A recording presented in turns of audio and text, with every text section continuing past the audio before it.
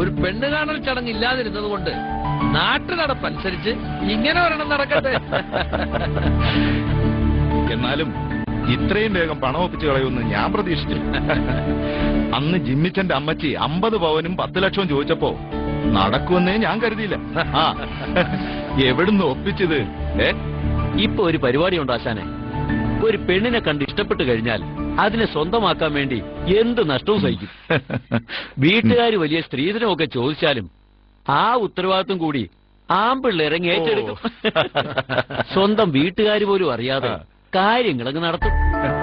ജിമ്മിച്ചിന്റെ കയ്യിൽ പൂത്ത പണമുണ്ട്. അല്ല, ഇതും ജിമ്മിച്ചിന്റെ തന്നെ കൈയാണോ? അയ്യോ, ജിമ്മിച്ചനൊന്നും 5 പൈസ തന്നിട്ടില്ല.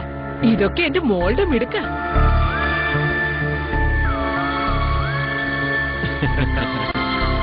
അനിയത്തിക്ക് ഒരു അബദ്ധം പറ്റിപ്പോയി. അത് പരിഹരിക്കേണ്ടത് ഇവള് തന്നെയല്ലേ?